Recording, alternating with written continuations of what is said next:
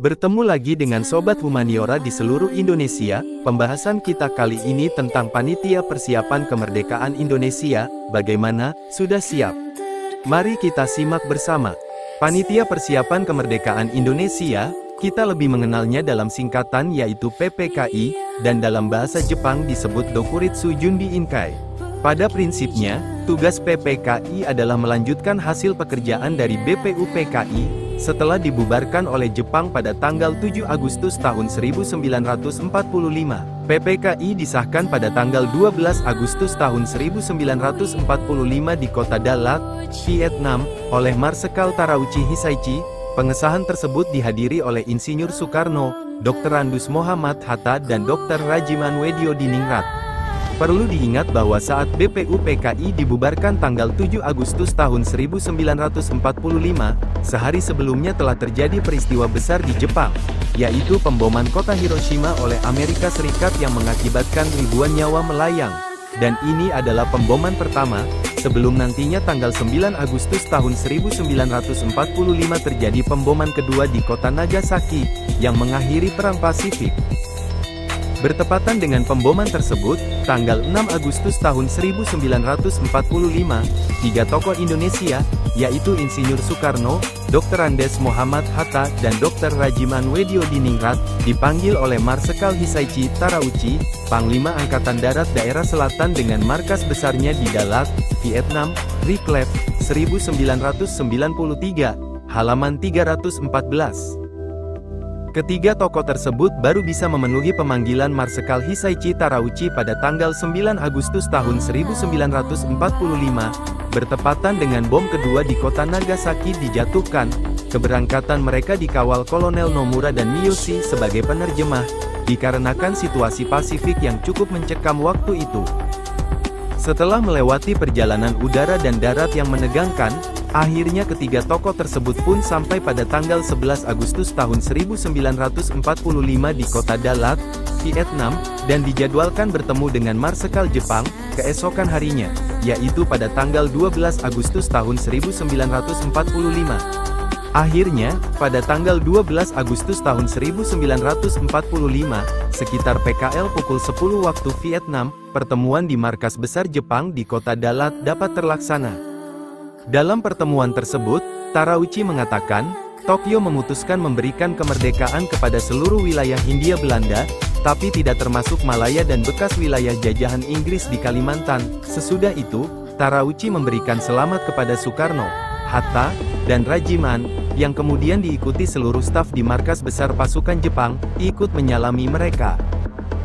Di saat itu juga, disepakati bahwa Soekarno dan Hatta dilantik sebagai ketua PPKI dan menyatakan bahwa PPKI akan melangsungkan sidangnya yang pertama pada tanggal 18 Agustus tahun 1945, Anderson 1988, halaman 85.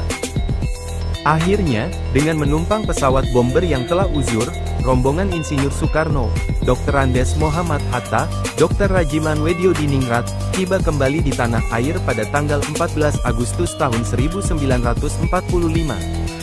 Kedatangan mereka mendapat sambutan yang mengesankan dari Letnan Jenderal Yuichiro Nagano, Panglima Angkatan Darat ke-16, dan Laksamana Tadashi Maeda, Kepala Perwakilan Angkatan Laut Jepang.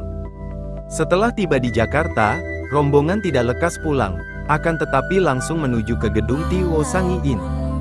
Setelah itu, di dalam gedung, keanggotaan PPKI yang terdiri dari 21 orang diumumkan, yaitu 1. Insinyur Soekarno, menjadi ketua, 2. Dr. Andes Mohamad Hatta, menjadi wakil ketua, 3. BPH Purboyo, 4.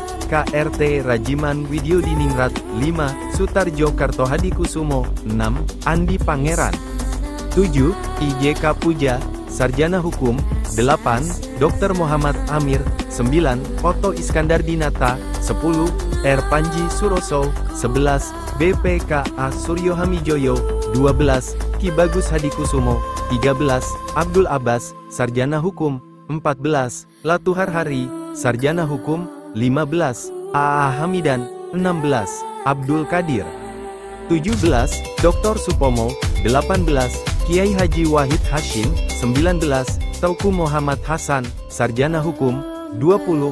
Dr. GSSJ Ratulangi, dan 21, Dr. Andes Yap Chan Bing Anderson, 1988, halaman 86. Selain itu, tanpa sepengetahuan Jepang, anggota PPKI ditambah 6 anggota lagi, yaitu 1. Ahmad Subarjo, penasehat, 2. Sayuti Melik, 3. Ki Hajar Dewantara, 4. A. Wiranata Kusuma, 5. Kasman Singodimejo, dan 6. Iwa Kusuma Sumantri, Effendi, 2021.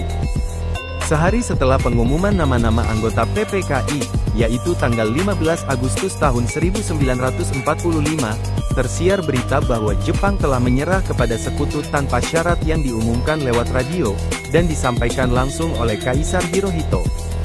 Nantinya, secara resmi, Jepang menyerah kepada sekutu baru pada tanggal 2 September tahun 1945, dengan penandatanganan pernyataan menyerah di atas kapal USS Missouri yang berlabuh di Teluk Tokyo. Berita menyerahnya Jepang kepada sekutu ini, tentu saja membawa dampak besar, khususnya bagi Indonesia. Dampaknya bagi Indonesia adalah, semua rencana kemerdekaan yang disponsori Jepang terhenti, karena Jepang terikat perjanjian dengan sekutu untuk menjaga status quo atas Indonesia. Ada suatu yang terjadi di Indonesia, yang akan membawa perubahan besar. Terjadi peristiwa Rengas Dengklok, yang merupakan peristiwa penculikan yang dilakukan oleh sejumlah pemuda antara lain Sukarni, Wikana, Aidit, dan Hairul Saleh dari Perkumpulan Menteng 31, terhadap Soekarno dan Hatta, di masa status quo ini. Peristiwa tersebut terjadi pada tanggal 16 Agustus tahun 1945 pukul 3 waktu Indonesia bagian Barat. Soekarno dan Hatta dibawa ke Rengas Dengklok, Karawang, untuk kemudian didesak agar mempercepat proklamasi kemerdekaan Republik Indonesia. Setelah melalui proses yang menegangkan akibat perbedaan pendapat antara golongan muda dengan golongan tua, yaitu peristiwa Rengas Dengklok, proklamasi kemerdekaan Indonesia akhirnya dibacakan pada tanggal 17 Agustus tahun 1945. Gedung Pancasila, Pejambon, Senen, Jakarta Pusat, merupakan saksi sejarah perjalanan kemerdekaan Indonesia, setelah digunakan dalam sidang-sidang BPUPKI, selanjutnya, digunakan pula pada sidang PPKI, sebelumnya, pada periode Hindia Belanda, gedung ini disebut Gedung Volksraad, yaitu gedung yang digunakan untuk Dewan Rakyat, sebagai lembaga penasihat kepada pemerintahan Hindia Belanda. Pada periode Jepang, namanya dirubah menjadi Gedung Tiwo Sangiin, yang merupakan badan pertimbangan pusat pada saat pendudukan Jepang di wilayah Indonesia. Mari kita lanjutkan ke sidang pertama. Dalam sidang tersebut, pertama PPKI mengesahkan Undang-Undang Dasar 1945, mengatur dasar-dasar negara, hak-hak dan kewajiban warga negara, serta sistem pemerintahan Indonesia. Undang-Undang Dasar 1945 menjadi dasar hukum bagi pemerintahan Indonesia dan memuat prinsip-prinsip dasar yang harus ditaati. Selain itu, dalam sidang pertama tersebut juga melakukan revisi Piagam Jakarta, mengubah kalimat ketuhanan dengan kewajiban menjalankan syariat Islam bagi pemeluk-pemeluknya, menjadi ketuhanan yang Maha Esa. Hasil sidang berikutnya dalam sidang pertama PPKI ini adalah perihal pengusulan tentang pengangkatan Insinyur Soekarno menjadi Presiden dan Dr. Andes Muhammad Hatta menjadi Wakil Presiden. Usulan ini awalnya diajukan oleh Otto Iskandar Dinata yang merupakan salah satu anggota PPKI. Usulan tersebut diajukan secara aklamasi. Setelah disepakati bersama, akhirnya dilakukan pelantikan Insinyur Soekarno dan Dr. Andes Muhammad Hatta sebagai Presiden dan Wakil Presiden secara sah. Kemudian keesokan harinya, yaitu tanggal 19 Agustus tahun 1945, sidang kedua pun dilaksanakan. Dalam sidang ini, yang pertama adalah menetapkan dan mengesahkan 12 kementerian, yaitu Departemen Dalam Negeri, dengan menterinya bernama Wiranata Kusuma, Departemen Luar Negeri, dengan menterinya bernama Ahmad Subarjo, Departemen Kehakiman, dengan menterinya bernama Dr. Supomo, Departemen Keuangan, dengan menterinya bernama A.A. Maramis, Departemen Kemakmuran, dengan menterinya bernama Insinyur Surahman Cokrodi Suryo, Departemen Pengajaran, dengan menterinya bernama Ki Hajar Dewantara, Departemen Penerangan, dengan menterinya bernama Amir Syarifuddin. Departemen Sosial, dengan menterinya bernama Iwa Kusuma Sumantri, Departemen Pertahanan, dengan menterinya bernama Supriyadi, Departemen Kesehatan, dengan menterinya bernama Buntaran Martoatmojo, Departemen Perhubungan merangkap Departemen Pekerjaan Umum, Abikusno Cokro Sujoso, dan yang terakhir adalah Departemen Negara Urusan Agama, dengan menterinya bernama Wahid Hashim.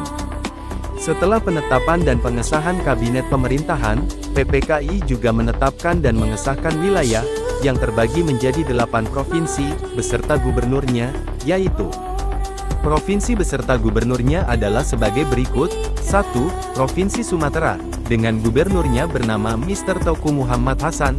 2. Provinsi Jawa Barat, dengan gubernurnya bernama Mas Sutarjo Kertohadikusumo.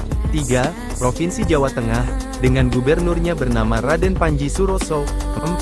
Provinsi Jawa Timur, dengan gubernurnya yang dikenal dengan nama Raden Suryo. 5. Provinsi Sunda Kecil, dengan gubernurnya bernama I Gusti Ketut Puja. 6. Provinsi Maluku, dengan gubernurnya bernama Mr. Yohanes Latuharhari. 7. Provinsi Sulawesi, gubernurnya bernama Dr. GSSJ Kepratulangi. Dan yang ke-8, Provinsi Borneo atau Kalimantan, gubernurnya bernama Insinyur Haji Pangeran Muhammad Nur.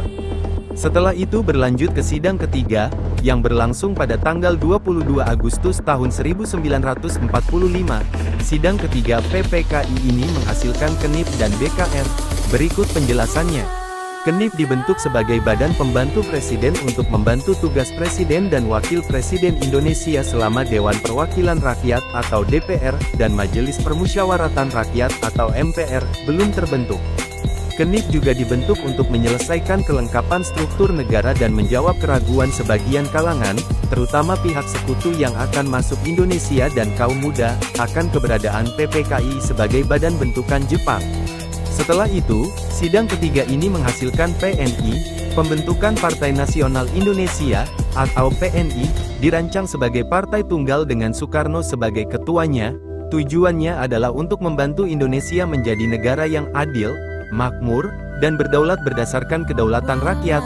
Namun, rencana pembentukan PNI sebagai partai tunggal, dibatalkan pada akhir Agustus tahun 1945, karena Indonesia tidak menggunakan sistem partai tunggal. Hasil sidang terakhir PPKI juga membentuk Badan Keamanan Rakyat, disingkat BKR, yang menjadi cikal bakal Tentara Nasional Indonesia, disingkat TNI. Pembentukan BKR merupakan perubahan dari hasil sidang PPKI pada tanggal 19 Agustus tahun 1945 yang sebelumnya merencanakan pembentukan Tentara Kebangsaan. Perubahan tersebut akhirnya diputuskan pada tanggal 22 Agustus tahun 1945 untuk tidak membentuk Tentara Kebangsaan.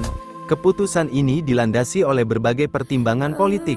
Para pemimpin pada waktu itu memilih untuk lebih menempuh cara diplomasi untuk memperoleh pengakuan terhadap kemerdekaan yang baru saja diproklamasikan. Selesaikan sidang mulai tanggal 18, 19 dan 22, dengan ini Indonesia telah memenuhi syarat untuk menjadi suatu negara berdasarkan Konvensi Montevideo 1933.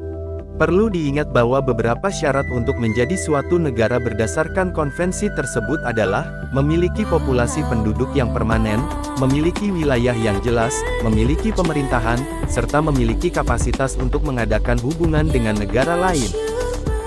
Setelah sidang ketiga PPKI, hampir semua komponen pemerintahan terbentuk. Selebihnya tinggal menjalankan apa yang sudah dibentuk dan disepakati bersama. Dengan demikian, PPKI sesuai namanya, sebuah badan yang berfungsi mempersiapkan persiapan kemerdekaan dari berbagai segi, sudah selesai tugasnya. Unsur-unsur yang dibutuhkan dari berdirinya suatu negara sudah lengkap. Pemerintahan tinggal dijalankan. PPKI resmi dibubarkan pada tanggal 29 Agustus tahun 1945 bersamaan dengan dilantiknya Komite Nasional Indonesia Pusat dan Provinsi. Nah, bagaimana Sobat Humaniora, sudah memahami tentang PPKI? Sampaikan pendapat Anda di komen, jangan lupa untuk subscribe yang belum dan tinggalkan like untuk video ini. Terima kasih telah menyimak.